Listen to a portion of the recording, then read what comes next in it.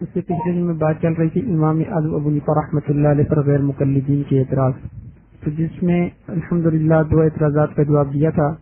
پہلا اعتراض یہ تھا کہ امام صاحب کو آپ امام اعظم کیوں کہتے ہیں، اس کا جواب بھی ہو گیا۔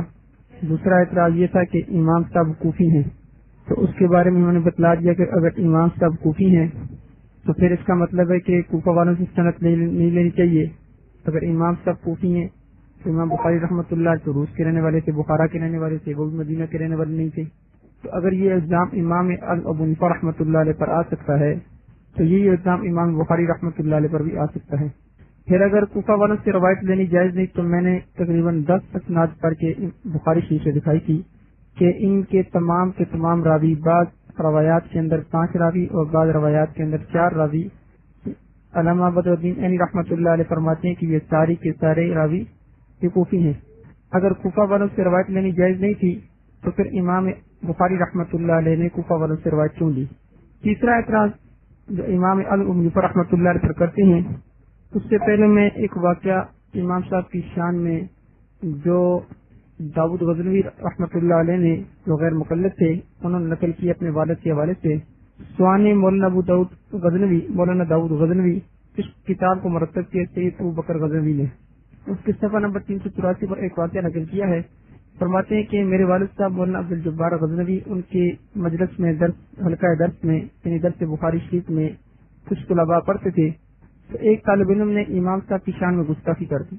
اس نے کہا کہ امام اعظم ابو حنیفہ رحمۃ اللہ علیہ تو صرف 15 احادیث مبارکہ جانتے تھے، جبکہ میں ان سے زیادہ احادیث مبارکہ کو جانتا ہوں، ان سے زیادہ تو مجھے یاد ہیں۔ جس طرح آج کے غیر مقلدین حضرات امام اعظم ابو حنیفہ رحمۃ اللہ علیہ کو اپنے طعن و تشنیع کا نشانہ بناتے ہیں۔ بعض کہتے ہیں امام اعظم ابو حنیفہ رحمۃ اللہ علیہ کو 17 حدیثیں یاد تھی، بعض کہتے ہیں 15 حدیثیں یاد تھی، بعض کہتے ہیں 10 حدیثیں یاد تھی، بعض کہتے ہیں 7 حدیثیں یاد تھی۔ یعنی امام صاحب رحمۃ اللہ علیہ کے علاوہ انہیں طعن و تشنیع کے لیے اور کوئی نہیں ملتا۔ اسی طرح میں کتاب پڑھ رہا تھا جماعت المسلمین کی، تبلیغی جماعت کو تبلیغ، اس میں انہوں نے ایک واقعہ لکھا کہ امام اعظم ابو حنیفہ رحمۃ اللہ علیہ نے فضائل اعمال کے اندر واقعہ لکھا ہے کہ 40 سال یا 50 سال تک عشاء کے وضو سے فجر کی نماز پڑھی۔ جہاں پر امام اعظم ابو حنیفہ رحمۃ اللہ علیہ کا واقعہ لکھا ہے تو وہاں سعید بن مسیب رحمۃ اللہ علیہ جو مشہور تابعی ہیں ان کا واقعہ بھی لکھا ہے کہ انہوں نے بھی 50 سال تک عشاء کی وضو سے فجر کی نماز پڑھی۔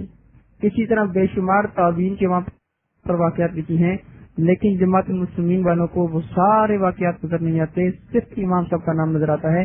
اس کا مطلب ہے امام اعظم ابو حنیفہ رحمۃ اللہ علیہ سے ایک خاص قسم کا بغض اور عناد ہے۔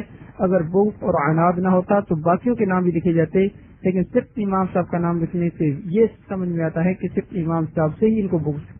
تو عبد الجبار غزنوی کے وہ جو حلقہ درس میں شاگرد تھا، اس نے کہا کہ امام صاحب سے زیادہ حدیثیں تو مجھے یاد ہیں، امام صاحب رحمۃ اللہ علیہ کو صرف 15 احادیث مبارکہ یاد تھی اور مجھے ان سے زیادہ یاد ہیں۔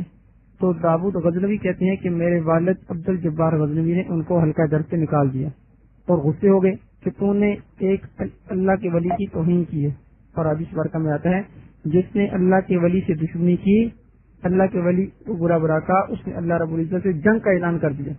تو فرمایا کہ تو نے ایک اللہ کے ولی کی توہین کی ہے، اس کی حلقہ درس سے نکل جا اور تو مرتد ہو کے مرے گا۔ کہتے ہیں 1 ہفتے کے بعد اس طالب علم کا انتقال ہو گیا تو پتہ چلا وہ واقعتاً دائرہ اسلام سے نکل گیا تھا، مرتد ہو کر اس کی موت واقع ہوئی۔ کسی نے عبد الجبار غزنوی سے پوچھا یہ بتلاؤ کہ تو نے تو کہا تھا وہ مرتد ہو کے مرے گا، وہ تو مرتد ہو کے مر گیا، لیکن اتنا بڑا دعویٰ کیسے کر دیا؟ فرمایا حدیث مبارکہ میں آتا ہے کہ جس نے اللہ کے ولی سے اللہ کے ولی کو برا کہا اس نے اللہ رب العزت سے اعلان جنگ کیا۔ جب انسان اعلان جنگ کسی سے کرتا ہے تو دوسرا اس کی سب سے قیمتی چیز چھیننے کی کوشش کرتا ہے، اور انسان کا سب سے قیمتی جو متاع ہے وہ اس کا ایمان ہے، اس لیے اللہ رب العزت نے اس کا ایمان طلب کر لیا۔ اسی طرح غیر مقلدین کے ایک مشہور عالم ابراہیم سیالکوٹی، انہوں نے اپنی کتاب تاریخ اہل حدیث کے اندر بھی ایک واقعہ نقل کیا ہے، تو اپنا واقعہ سناتے ہیں۔ کہتے ہیں کہ ایک دفعہ ایسا ہوا کہ امام اعظم ابو حنیفہ رحمۃ اللہ علیہ کے متعلق کچھ لکھنے کے لیے میں نے اپنی لائبریری سے چند کتابیں نکالنے کی کوشش کی، لیکن جب میں نے کتابیں نکالی تو کیسے دن کے وقت میری آنکھوں کے سامنے اندھیرا چھا گیا، مجھے دن میں کچھ نظر نہ آتا تھا۔ فرمایا کہ جب میرے دل میں یہ خیال پیدا ہوا کہ شاید میں نے امام اعظم ابو حنیفہ رحمۃ اللہ علیہ کی شان میں گستاخی کی ہے اور میرے دل میں ان کے بارے میں کدورت آئی ہے اور سوء ظن آیا ہے، ہو سکتا ہے اس وجہ سے اللہ رب العزت نے میری بینائی کو طرف کر لی۔ فرماتے کہ جب میں نے استغفار کی تو مجھے سورج سے زیادہ میرے سامنے روشنی ہوگی، اس وجہ سے، صرف اس وجہ سے کہ امام اعظم ابو حنیفہ رحمۃ اللہ علیہ سے حسن ظن رکھنے کے۔ فرماتے میری مثال تو ایسے ہے جیسے میں نے خود کسی چیز کو اپنی آنکھوں سے دیکھا، فرمایا مجھے اس میں کسی جگہ نہیں ہے، میں نے امام صاحب کی صداقت کو خود اپنی آنکھوں سے مشاہدہ کیا ہے۔ یہ تو دو واقعات میں نے غیر مقلدین کے گھر سے نقل فرما دیے۔ اب امام اعظم ابو حنیفہ رحمۃ اللہ علیہ پر جو اعتراض کرتے ہیں وہ ایک اعتراض یہ کرتے ہیں کہ امام صاحب مجوسی النسل تھے، کہ امام صاحب کے دادا جو تھے وہ مجوسی تھے اور انہوں نے اسلام قبول کیا، اس لیے امام صاحب مجوسی النسل تھے۔ بھائی اگر یہی اعتراض کرنا ہے تو امام ابو حنیفہ رحمۃ اللہ علیہ 50 میں حضرت کا انتقال ہوا۔ اگر یہ انتقال کرنا، یہ اعتراض کرنا ہے کہ امام صاحب کا دادا مسلمان ہوا تھا، اس سے پہلے امام صاحب کے گھرانے والے، خاندان والے مسلمان نہیں تھے، تو پھر تو سب سے پہلا اعتراض صحابہ کرام رضوان اللہ مجمعین تو ہوتا ہے کہ کتنے صحابہ ایسے تھے جن کے باپ دادا نے اسلام قبول نہیں کیا۔ آپ کے سامنے ابو جہل نے اسلام قبول نہیں کیا، حالانکہ سرکار دو عالم صلی اللہ علیہ وسلم کے چچا تھے۔ ابو لہب نے اسلام قبول نہیں کیا۔ اسی طرح بے شمار صحابہ ایسے تھے جن کے والدین کفر کی حالت سے دنیا سے چلے گئے لیکن انہوں نے اسلام قبول نہیں کیا۔ اگر یہ بات تانے کی بن سکتی ہے تو پھر سب سے پہلے تانا صحابہ کرام رضوان اللہ مجمعین کو چلا جائے گا کہ صحابہ کرام کتنے تھے، لیکن سرکار دو عالم صلی اللہ علیہ وسلم کی سنت یہ نہیں ہے۔ سرکار دو عالم صلی اللہ علیہ وسلم نے کسی صحابی کو تانا نہیں کیا کہ تیرا باپ کافر تھا اور کفر کی حالت میں مر گیا، تو اس لیے یہ اعتراض بالکل بیجا ہے۔ اسی طرح آپ دیکھیں ابو جہل کا بیٹا اکرمہ مسلمان ہو گیا، لیکن کسی نے اسے یہ نہیں کہا کہ بھائی تیرا باپ تو کافر تھا، کفر کی حالت میں مرا، تو سرکار دو عالم صلی اللہ علیہ وسلم کی دشمنی رکھتا تھا۔ اور اگر یہی اعتراض کرنا ہے تو مولانا احمد علی لاہوری صاحب رحمۃ اللہ علیہ شیخ التفسیر، جن کا واقعہ میں نے کل بھی سنایا تھا آپ کو، شیخ التفسیر سے اللہ رب العزت نے وہ بشارت عطا کی، فرمایا کرتے تھے اگر کوئی 40 دن تک مجھے اپنا کھانا دکھا کے کھلا دے، تو اپنا کھانا مجھے دکھلا کے کھا لے اپنے کا، تو میں اس کی ولایت کی گواہی دیتا ہوں کہ وہ ولی کامل بن جائے گا۔ اے شیخ التفسیر مولانا احمد علی لاہوری صاحب رحمۃ اللہ علیہ، عبید اللہ سندھی صاحب رحمۃ اللہ علیہ کو دیکھیں، پہلے وہ سکھ تھے، اللہ رب العزت نے کیا اسلام کی دولت دے دی۔ اگر یہی اعتراض کرنا ہے تو سلمان فارسی رضی اللہ تعالیٰ وہ مجوسی النسل تھے، کوئی مجوسی تھے، پھر یہی اعتراض امام حضرت سلمان فارسی رضی اللہ تعالیٰ پر وارد ہوتا ہے۔ اگر یہی اعتراض کرنا ہے تو یہی اعتراض تو پھر امام بخاری رحمۃ اللہ علیہ پر بھی وارد ہوتا ہے کہ جیسے امام اعظم ابو حنیفہ رحمۃ اللہ علیہ مجوسی النسل تھے تو امام بخاری رحمۃ اللہ علیہ بھی مجوسی النسل تھے۔ یہ ایک کتاب میں نے پہلے بتلائی تھی، 40 علماء اہل حدیث کتاب ہے، اس میں ان کے ایک عالم ہے، مشہور عالم، اس کا نام عبدالسلام مولانا عبدالسلام مبارک پوری صاحب، ان کی پیدائش 1282 ہجری اور وفات 1342 ہجری میں ہوئی ہے، اور 1865 عیسوی اور 1994 عیسوی میں کسی کے اعتبار سے، تو یہ 40 علماء اہل حدیث کے صفحہ نمبر 111 پہ ان کے متعلق لکھتے ہیں کہ ضلع اعظم گڑھ میں جو نامور علماء پیدا ہوئے اور جنہوں نے علم دین کی بیش بار خدمت کر کے برصغیر میں اپنا نام پیدا کیا، ان میں ضلع اعظم گڑھ کی تحصیل مبارک پور کے مولانا عبدالسلام بھی شامل ہیں۔ اب یہ تو ان کی تعریف کر رہے ہیں، پھر اسی کتاب کے صفحہ نمبر 112 پہ لکھتے ہیں کہ مولانا عبدالسلام مشہور عالم دین تھے جنہوں نے درس و تدریس و تصنیف و تعلیف کے ساتھ حکمت و طبابت بھی میں زندگی بسر کی۔ آپ ایک بے نظیر مدرس اور بے مثل عالم ہونے کے ساتھ نہایت اچھے مصنف اور ادیب اور مورخ و نقاد تھے۔ تاریخ لویسی اور تذکرہ نگاری میں ان کو خاص ملکہ تھا۔ ان کی مشہور کتاب صفحہ نمبر 17 بتاتے ہیں سیرت امام بخاری، یہ مولانا عبدالسلام مبارک پوری صاحب کی مشہور تصانیف ہے۔ اس کتاب میں امام محمد بن اسماعیل بخاری کی سوانح حیات نقل کی گئی ہے۔ اب یہ کتاب امام بخاری رحمۃ اللہ علیہ کی ان کی مشہور ترین کتاب ہے۔ اس کتاب کے صفحہ نمبر 39 پہ یہ امام بخاری رحمۃ اللہ علیہ کا تعارف کرواتے ہوئے لکھتے ہیں کہ محمد ان کا نام، امام بخاری کا نام محمد تھا اور ابو عبداللہ ان کی کنیت تھی، اور امام المحدثین اور امیر المؤمنین فی الحدیث لقب شجرہ نسب یہ کہ محمد بن اسماعیل بن ابراہیم بن مغیرہ بن برادزبہ بن بزبہ کہتے ہیں کہ برادزبہ اور ان کے والد کے حالات سے تاریخ صفات بالکل ساکت ہیں، صرف اس قدر پتہ چلتا ہے کہ فارسی نسل تھے۔ آپ دیکھیں خود یہ تسلیم کر رہے ہیں کہ امام بخاری رحمۃ اللہ علیہ فارسی نسل تھے اور اپنا قومی مذہب رکھتے تھے، اور حافظ ابن حجر اسقلانی رحمۃ اللہ علیہ فرماتے ہیں کہ کان بردازبہ فارسین علی دین قومی، وہ جو ان کے پردادا تھے وہ فارسی تھے اور اپنے قوم کے دین پر تھے، اور ان کی قوم کا جو دین تھا یعنی قوم مجوسی نسل تھی اور اسی مذہب پر تھے یہ، یعنی امام بخاری رحمۃ اللہ علیہ کے دادا فارسی تھے اور اپنا قومی مذہب رکھتے تھے۔ پھر اس کتاب کے صفحہ نمبر 40 پہ انہوں نے خود بتلایا کہ امام بخاری رحمۃ اللہ علیہ کے پردادا نے یمان جوفی حاکم بخارا کے ہاتھ سے اسلام قبول کیا۔ اگر امام اعظم ابو حنیفہ رحمۃ اللہ علیہ کے دادا نے اسلام قبول کیا یہ ان کے لیے تانا بن سکتا ہے، تو امام بخاری رحمۃ اللہ علیہ کے پردادا نے بھی یمان جوفی کے ہاتھ سے اسلام قبول کیا تھا، تو یہ تانا کیوں نہیں بن سکتا؟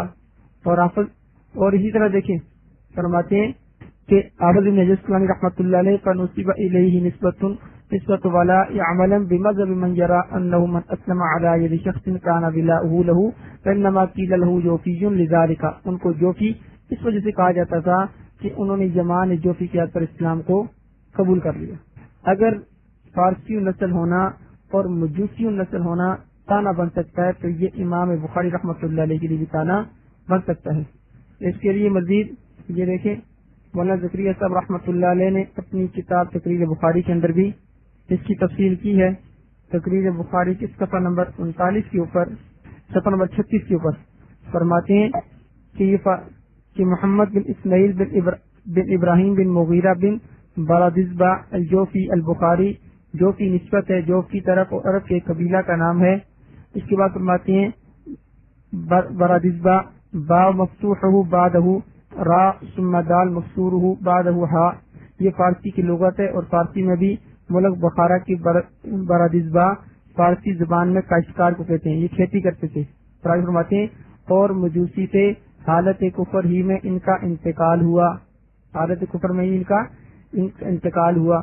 اب دیکھیں کہ مجوسی تھے، اگر یہ مجوسی تھے، امام ابو حنیفہ رحمۃ اللہ علیہ کے دادا مجوسی تھے اور امام صاحب مجوسی تھے، تو جس طرح ان پر تان کیا جا سکتا ہے تو امام بخاری رحمۃ اللہ علیہ بھی مجوسی تھے۔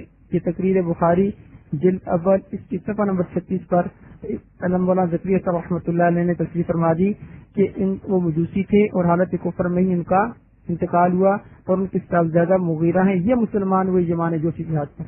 اگر امام اعظم ابو حنیفہ رحمۃ اللہ علیہ کے دادا مجوسی تھے اور انہوں نے اسلام قبول کیا، تو اس طرح امام بخاری رحمۃ اللہ علیہ کے پردادا نے بھی اسلام قبول کیا اور ان کے والد سے مجوسی تو حالت کفر میں ان کا انتقال ہو گیا۔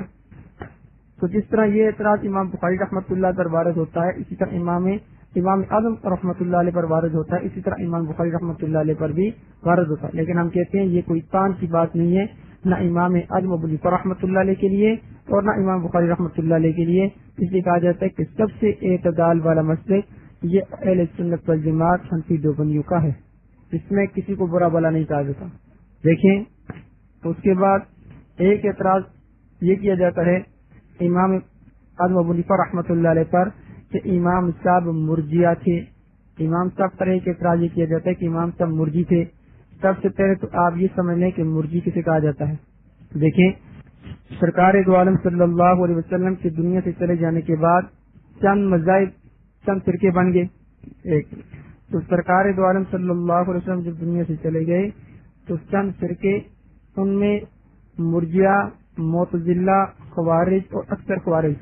دیکھیں مرجیہ کسے کہتے ہیں، پہلے ان کی تفصیل سمجھ لیں کہ مرجیہ اور معتزلہ ان میں جو اختلاف تھا، مرجیہ کہتے تھے ایمان بسیط ہے اور معتزلہ کہتے تھے اور خوارج کہتے تھے ایمان مرکب ہے۔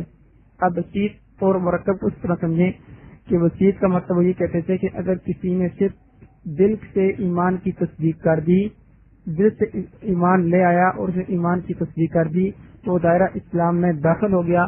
اب اگر وہ کوئی بھی نیک عمل کر لے تو نیک عمل اس کے لیے نفع نہیں دے سکتا اور برا عمل اس کو نقصان نہیں دے سکتا.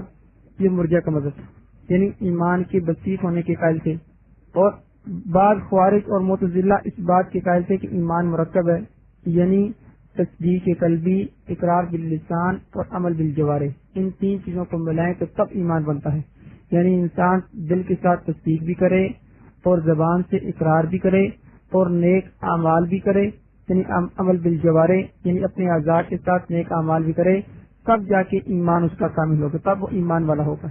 اور اگر اس نے کوئی بھی گناہ کا کام کر لیا تو وہ دائرہ اسلام سے خارج ہو جائے گا، یعنی کفر میں داخل ہو جائے گا. یہ معتزلہ کا اور خوارج کا مسلک تھا. تو اکثر معتزلہ کا مسلک یہ تھا، وہ کہتے تھے ایمان مرکب تو ہے، یعنی وہ بھی انہی تین چیزوں سے مرکب مانتے تھے. فرماتے تھے ایمان تین چیزوں کا نام ہے. نمبر 1 ایمان تصدیق قلبی، نمبر 2 اقرار باللسان یعنی زبان سے اقرار کرنا، اور نمبر 3 نیک اعمال کرنا. ان تین چیزوں کے مجموعے کا نام ایمان ہے. لیکن اگر کسی نے کوئی گناہ کا کام کر لیا تو کہتے تھے اسلام سے تو خارج ہو جائے گا لیکن کفر میں داخل نہیں ہوگا. یہ دوسرا مذہب تھا. اور تیسرا مذہب یہ تھا کہ یہ تیسرا مذہب آپ کے سامنے آ گیا. پہلا مذہب تو مرجع کا آپ کے سامنے آ گیا، وہ ایمان کے بسیط ہونے کے قائل تھے کہ صرف ایمان تصدیق قلبی کا نام ہے، اگر کسی نے دل سے تصدیق کر دی تو دائرہ اسلام میں داخل ہو گیا. اب چاہے نیک اعمال کرے یا برے اعمال کرے اس پر کوئی اثر انداز، اس کے ایمان پر اثر انداز نہیں ہو سکتے. دوسرا مذہب بعض معتزلہ کا اور خوارج کا، تو فرماتے تھے ایمان تین چیزوں کا مرکب ہے. نمبر 1 انسان دل سے تصدیق کرے، نمبر 2 زبان سے اقرار کرے، اور نمبر 3 نیک اعمال کرے. اگر اس نے گناہ کا کام کر لیا تو دائرہ اسلام سے خارج ہو جائے گا. اور تیسرا مذہب یہ تھا، وہ کہتے تھے اگر انسان نے ایمان دل سے تصدیق کرے اور زبان سے اقرار کرے اور نیک اعمال کرے، لیکن اگر اس نے گناہ کا کام کر لیا تو اسلام سے تو نکل آئے گا لیکن کفر میں داخل نہیں ہوگا. اس کے برخلاف چوتھا مذہب ہے جو اہل سنت والجماعت اور امام اعظم ابن حنیفہ رحمۃ اللہ علیہ کا ہے. وہ بھی کہتے ہیں ایمان صرف تصدیق قلبی کا نام ہے. اب یہاں یہ بات سمجھیے گا کہ بسیط ہونے میں اس چیز میں تو مرجع کا اور امام اعظم ابن حنیفہ رحمۃ اللہ علیہ کا اتفاق ہے. دیکھیں امام صاحب بھی فرماتے ہیں کہ ایمان بسیط ہے اور مرجع بھی فرماتے ہیں کہ ایمان بسیط ہے. کیا مطلب؟ یعنی کسی نے دل سے تصدیق کر لی، اگر کسی نے دل سے تصدیق کر لی تو اسلام ایمان لے آیا، ایمان اس کے دل میں آ گیا. مرجع بھی یہی کہتے تھے اور امام اعظم ابن حنیفہ رحمۃ اللہ علیہ بھی یہی کہتے تھے. لیکن فرق کہاں پہ؟ فرق یہ ہے کہ مرجع کہتے ہیں اگر کوئی نیک عمل کرے یا برے عمل کرے اب اس کے ایمان کو کوئی نقصان نہیں دے سکتا، اب وہ جہنم میں نہیں جائے گا، وہ سیدھا جنت میں جائے گا. لیکن امام اعظم ابن حنیفہ رحمۃ اللہ علیہ فرماتے ہیں نہیں بھائی یہ بات نہیں، ایمان بسیط تو ہے، یعنی تصدیق قلبی دل سے تصدیق کرنے کا نام تو ہے، لیکن زبان سے اقرار کرنا یہ شرط ہے. اگر نیک اعمال کرے گا تو اس کا اجر ملے گا، اگر برے اعمال کرے گا یعنی گناہ وغیرہ کرے گا تو اپنے گناہوں کی سزا بھگتنے کے لیے جہنم میں ضرور جائے گا اگر اللہ رب العزت نے شفقت والا اور رحمت والا معاملہ نہ کیا تو. اب مرجع کا کیا مطلب تھا؟ دیکھیں مرجع بھی کہتے ہیں ایمان بسیط ہے اور امام صاحب بھی فرماتے ہیں ایمان بسیط ہے. اس ایک چیز میں دونوں متفق ہیں، لیکن دوسری چیز میں امام صاحب فرماتے ہیں کہ اگر مرجع کہتے ہیں کہ اگر اس نے نیک اعمال کیے یا برے اعمال کیے اب اس کے ایمان کو کوئی خطرہ نہیں، چاہے نیک اعمال کرے چاہے برے اعمال کرے یہ جہنم میں نہیں جائے گا، سیدھا جنت میں جائے گا. لیکن امام صاحب فرماتے ہیں نہیں، اگر برے اعمال کر لیے تو یہ اپنے گناہوں کی سزا بھگتنے کے لیے جہنم میں ضرور جائے گا. یہ فرق ہے. اب مرجع کے درمیان اور امام صاحب کے درمیان فرق سمجھ آ گیا. اب دیکھیں اب آپ کو بات آسانی سمجھ آ جائے گی. تو امام اعظم ابو حنیفہ رحمۃ اللہ علیہ پر جو یہ مرجع کا الزام لگایا جاتا ہے اس لیے غلط ہے کہ امام صاحب بسیط ہونے میں تو ان کے ساتھ متفق ہیں لیکن دوسری شک میں ان کے ساتھ متفق نہیں ہے. دوسری شک میں امام اعظم ابو حنیفہ رحمۃ اللہ علیہ فرماتے ہیں کہ نہیں جو برے اعمال کرے گا وہ گناہوں کی سزا بھگتے گا، اور مرجع اس کے قائل نہیں تھے. اس طرح اس کی ایک اور مثال دیتا ہوں.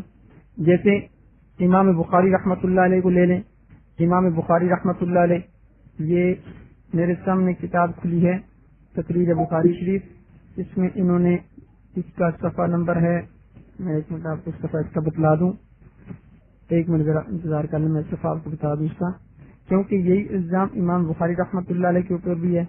اب ان کے اوپر یہ الزام تھا کہ امام بخاری رحمۃ اللہ علیہ قرآن کریم کے مخلوق ہونے کے قائل ہیں.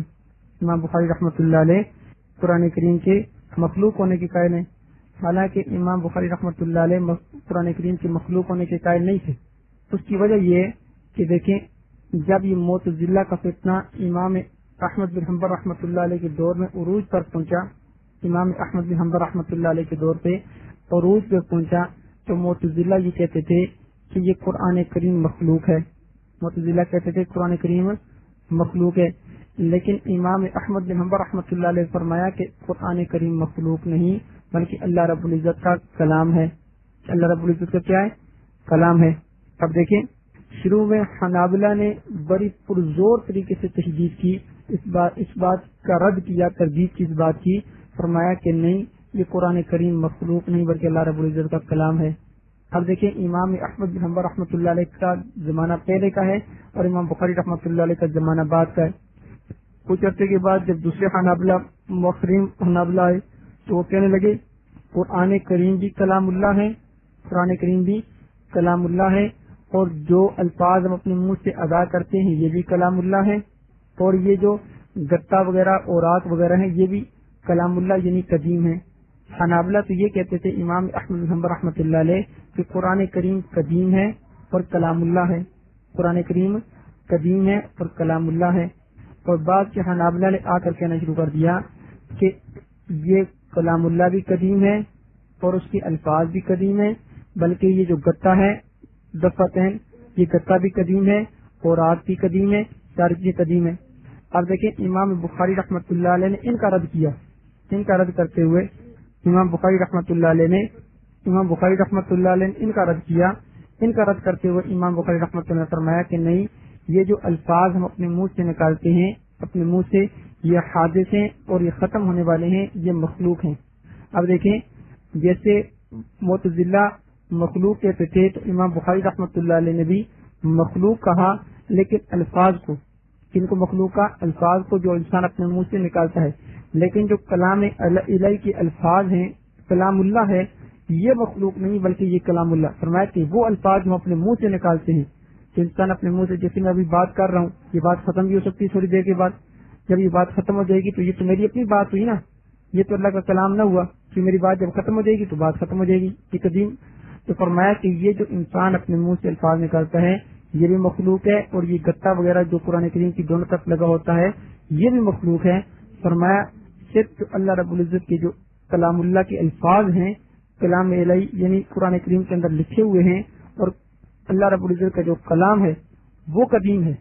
اب دیکھیں، مخلوق ہونے میں تو معتزلہ اور امام بخاری رحمۃ اللہ علیہ نے کہہ دیا، لیکن جہاں اختلاف تھا اس کو واضح کر دیا کہ بھائی میں اس گتے کے مخلوق ہونے کا قائل ہوں، اور وہ الفاظ اپنے منہ سے نکالتا ہوں ان میں مخلوق ہونے کا قائل ہوں۔ لیکن حنابلہ نے امام بخاری رحمۃ اللہ علیہ کا پرزور طریقے سے تشدد کیا، رد کیا، حتیٰ کہ بات یہاں تک پہنچ گئی کہ اگر ظاہری اعتبار سے دیکھا جائے تو یہ پتہ چلتا تھا کہ امام بخاری رحمۃ اللہ علیہ نے امام احمد بن حنبل رحمۃ اللہ علیہ کی تکفیر کی ہے، ان کو کفر کا فتویٰ لگا ہے، حالانکہ بات ایسی نہیں تھی۔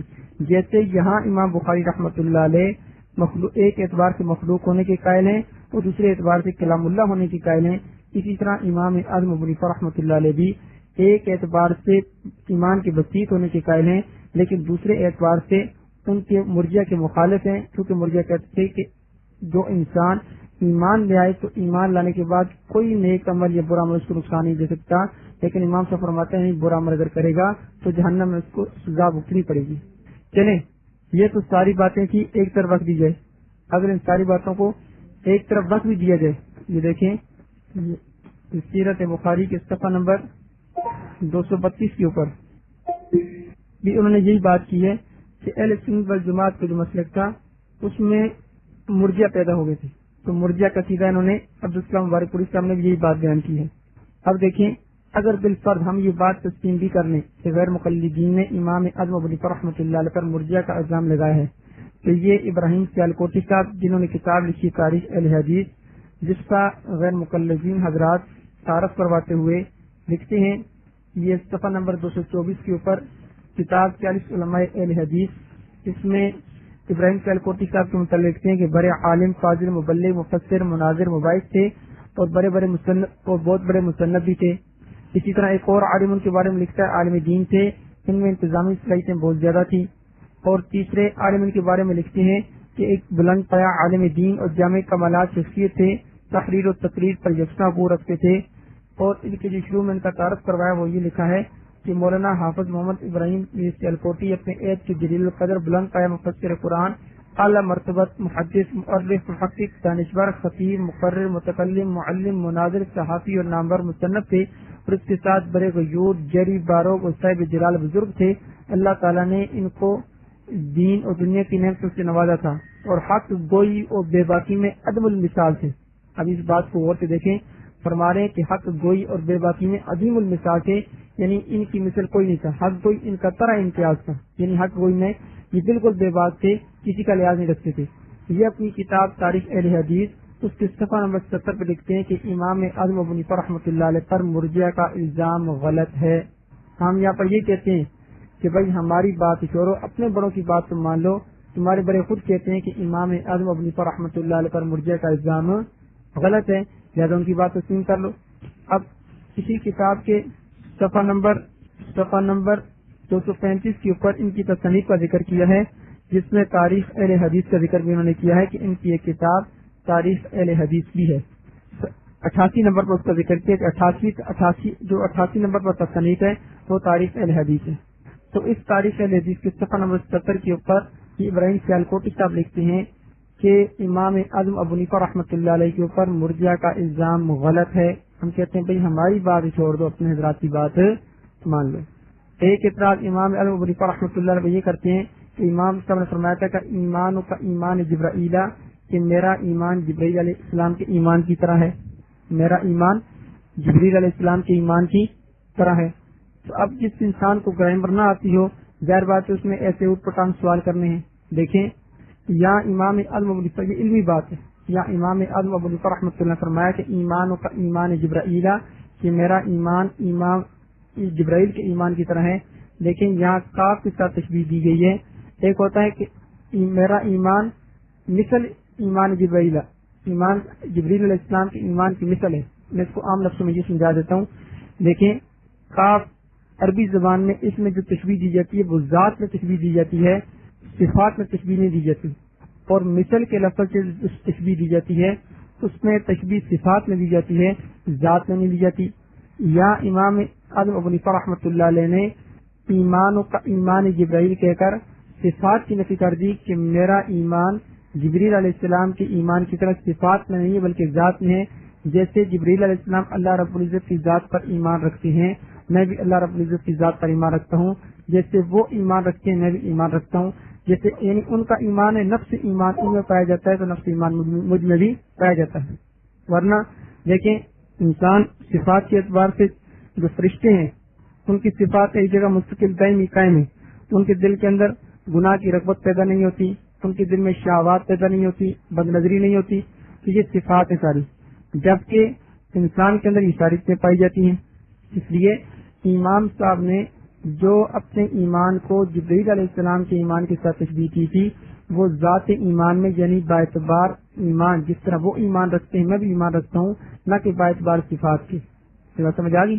چلیں اگر بالفرض محال ہم اس بات کو تسلیم بھی کر لیں کہ امام صاحب پر آپ نے مرجئہ کا الزام لگایا ہے، تو تفسیر الباری جو علامہ وحید الزمان صاحب نے لکھی ہے، تفسیر الباری کے صفحہ نمبر 525 اور جلد نمبر 9 میں امام بخاری رحمۃ اللہ علیہ کو انہوں نے بدعتی کہا ہے کہ امام بخاری رحمۃ اللہ علیہ بدعتی تھے۔ اسی طرح فیض عالم صدیقی نے امام بخاری رحمۃ اللہ علیہ کے جو محمد بن مسلم بن شہاب زہری ان کے بارے میں کہا ہے کہ محمد بن مسلم بن شہاب زہری نادستہ طور پر ہی یہود کا ایجنٹ تھا، اور محمد بن مسلم بن شہاب زہری وہ ہیں جنہوں نے فن حدیث کو مدون کیا۔ سب سے پہلے مدون محمد بن مسلم بن شہاب زہری ہیں۔ تو کہتے ہیں ہماری باتوں کو چھوڑو، اپنے گھر کی کچھ خبر لو۔ کہتے ہیں نا گھر کو آگ لگ گئی گھر کے چراغ سے۔ اسی طرح امام بخاری رحمۃ اللہ علیہ کو ایک اعتراض یہ بھی کیا جاتا ہے کہ امام صاحب نے 55 حج کیے۔ کہتے ہیں یہ کیسے ہو سکتا ہے کہ امام اعظم ابو حنیفہ رحمۃ اللہ نے 55 حج کی ہوں۔ امام صاحب کی پیدائش میں نے بتلا دیا کہ امام صاحب کی پیدائش ہوئی تھی 80 ہجری میں اور 150 میں وفات ہوئی، یعنی 70 سال امام اعظم ابو حنیفہ رحمۃ اللہ علیہ زندہ رہے۔ اب 70 سال زندہ رہے کیسے 55 حج کیسے کر لیے؟ تو ایک اعتراض میں نے اسی طرح کیا تھا ایک غیر مقلد مجھے ملا، وہ کہنے لگا کہ تم لوگوں کو غلط غلط باتیں سناتے. جنید بغدادی رحمۃ اللہ علیہ کے متعلق تم نے لکھا ہے کہ ایک رات میں 1000 نفل پڑھتے تھے. یہ کیسے ہو سکتا ہے کہ انسان ایک رات میں 1000 نفل پڑھ سکے؟ اگر انسان خشوع خضوع کے ساتھ نماز پڑھے تو ہو سکتا ہے کہ انسان 2 منٹ میں 2 رکعتیں پڑھے تو کم از کم 1000 نفل پڑھنے کے لیے 1000 منٹ درکار ہیں. تو یہ کیسے ہو سکتا ہے کہ انسان رات کے 8-9 گھنٹے میں یا 6-7 گھنٹے میں 1000 نفل پڑھ لے؟ یہ تو نہیں ہو سکتا، تم جھوٹ بولتے ہو. میں نے کہا بھائی یہ بتلا کہ قرآن کریم کے اندر کتنے پارے ہیں؟ کہنے لگا جی 30 پارے ہیں. میں نے کہا قرآن آتا ہے کہ ورتل قرآن ترتیلا، کہ قرآن کریم کو ٹھہر ٹھہر کے پڑھو. اگر ٹھہر ٹھہر کر قرآن کریم کو پڑھا جائے تو میرے خیال میں کم از کم آدھا گھنٹہ لگتا ہے ایک پارے کو ختم کرنے میں. تو 30 پاروں کو ختم کرنے میں 15 گھنٹے لگتے ہیں. تو 15 گھنٹے کی رات تو نہیں ہوتی؟ کہتا جی نہیں ہوتی. میں نے کہا سوانی امام بخاری رحمۃ اللہ علیہ کے اندر یہ بات لکھی ہے کہ امام بخاری رحمۃ اللہ علیہ ایک رات کے اندر قرآن کریم ختم کر لیتے تھے. تیرا کیا خیال ہے؟ اب وہ خاموش ہو گیا. میں کہنے لگا گیٹ آؤٹ، آپ میری دکان سے نکل جائیں. میں نے کہا بھائی امام بخاری رحمۃ اللہ علیہ بھی ایک رات میں ختم کر لیتے تھے اور جنید بغدادی رحمۃ اللہ علیہ بھی ایک رات میں 1000 نفل پڑھ لیتے تھے. ان کے وقت میں برکت تھی جو میری اور تیری سمجھ سے باہر ہے. میں نے کہا تمہارے اور ہمارے درمیان یہی فرق ہے، تم فوراً جپلا دیتے ہو کسی ولی کی بات کو، اس کی کرامت کو، لیکن ہم اس کو تسلیم کر لیتے ہیں. بھائی ایسے ہو سکتا ہے.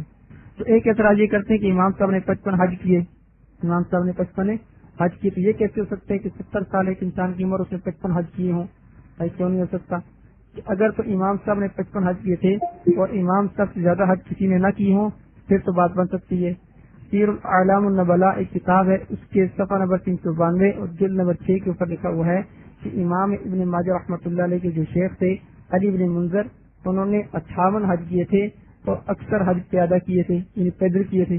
آپ یہ بتلائیں کہ امام اعظم ابو حنیفہ رحمۃ اللہ علیہ نے تو 55 حج کیے تھے اور انہوں نے 58 حج کیے تھے، وہ پیدل کیے تھے. اگر وہ 58 حج کر سکتے ہیں تو امام بخاری رحمۃ اللہ علیہ، امام اعظم ابو حنیفہ رحمۃ اللہ علیہ 55 حج کیوں نہیں کر سکتے؟ تو امام ابن ماجہ رحمۃ اللہ علیہ جو ابن ماجہ کے مصنف ہیں، ان کے استاد نے علی بن منذر نے 58 حج کیے تھے.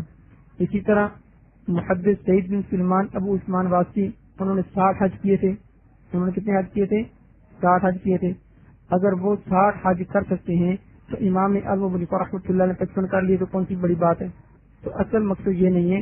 اصل غیر مقلدین کا مقصد یہ ہے کہ غیر مقلدین حضرات دن رات امام اعظم ابو حنیفہ رحمۃ اللہ علیہ کو کوستے رہتے ہیں. اس کے علاوہ ان کا اور کوئی مقصد نہیں امام اعظم ابو حنیفہ رحمۃ اللہ علیہ کو کوسنے کے علاوہ. ہم ان کی خدمت میں دست بردار یہ کہیں گے کہ بھائی امام اعظم ابو حنیفہ رحمۃ اللہ علیہ کے بارے میں تو امام شافعی رحمۃ اللہ نے یہ فرمایا تھا ما رأیت افقہ منہ، کہ میں نے امام اعظم ابو حنیفہ رحمۃ اللہ علیہ سے زیادہ فقیہ کسی کو نہیں دیکھا. اس لیے امام اعظم ابو حنیفہ رحمۃ اللہ علیہ کی شان کو چھوڑو، تم ان کا عزت احترام کرو. پہلے تو غیر مقلدین یہ کہا کرتے تھے، آج غیر مقلدین نے کچھ اور پینترا بدلا ہے. وہ یہ کہتے ہیں کہ امام اعظم ابو حنیفہ رحمۃ اللہ علیہ کی طرف یہ سارے مسائل منسوخ کیے گئے ہیں. پہلے تو یہ کہا کرتے تھے نا، انہوں نے ان کے پاس حدیثیں نہیں پہنچی، تو آج کل یہ بات اٹھا رکھی ہے کہ امام اعظم ابو حنیفہ رحمۃ اللہ علیہ کی طرف یہ ساری باتیں منسوخ کر رکھی ہیں. ایک غیر مقلد آیا بات کہنے لگا کیا امام صاحب نے فرمایا کہ تم میری تکلیف کرو؟ ایک غیر مقلد کہنے لگا کہ کیا امام صاحب نے فرمایا کہ تم میری تکلیف کرو؟ تو میں نے کہا بھائی یہ بتلا، اگر امام صاحب کہتے پھر تو کر لیتا. میں نے کہا تم نے پھر بھی نہیں کرنی تھی، تم نے پھر بھی نہیں کرنی تھی. اگر امام صاحب کہہ دیتے تب بھی نہیں کرنی تھی، تب امام صاحب نہیں کہا تو پھر تم نے کہاں کرنی. تو میرے عزیز ساتھیوں، کہنے کا مقصد یہ کہ امام اعظم ابو حنیفہ رحمۃ اللہ علیہ کی فقاہت ایسی ہے، ان کے بارے میں بڑے بڑے محدث کہتے ہیں کہ فقہ میں ہم امام اعظم ابو حنیفہ رحمۃ اللہ علیہ کے عیال ہیں، یعنی ان کے بغیر ہم فقہ میں ایک قدم نہیں چل سکتے. تو اللہ رب العزت ہمیں اولیاء اللہ کا احترام نصیب فرمائے تو ان کے نقش قدم پر چلنے کی توفیق نصیب فرمائے. جسے اللہ رب العزت فرما دی ومن یشاقق الرسول من بعد ما تبین له الهدى ويتبع غیر سبیل المؤمنین نوله ما تولى ونصله جہنم وساءت مصیرا. جس نے مومنین کے راستے کے علاوہ دوسرا راستہ اختیار کر لیا نصله جہنم وساءت مصیرا، ہم اس کو جہنم میں ڈال دیں گے وساءت مصیرا، اور کیا ہی برا ٹھکانہ ہے اس کا. اللہ رب العزت ہمیں مومنین کے راستے پہ چلنے کی توفیق نصیب فرمائے. انشاءاللہ تعالیٰ یہ امام صاحب پر جتنے بھی اعتراض ہے یہ انشاءاللہ تعالیٰ رفتہ رفتہ چلتے رہیں گے. انشاءاللہ اس کے بعد دوسرا موضوع شروع کریں گے جب تک یہ سارے اعتراضات ختم نہیں ہو جاتے. انشاءاللہ تعالیٰ کل اور پرسوں مسائل کا درس ہوگا 10 بجے. انشاءاللہ سوموار والے دن سنت رسول صلی اللہ علیہ وسلم کا درس ہوگا 10 سے 10 تک، اور اگلے جمعے کو انشاءاللہ تعالی باقی اعتراض اور ان کے جوابات اللہ رب العزت سرکار دو عالم صلی اللہ علیہ وسلم کی سنتوں پر چلنے کی توفیق نصیب فرمائے. آخر دعوانا الحمدللہ رب العالمین.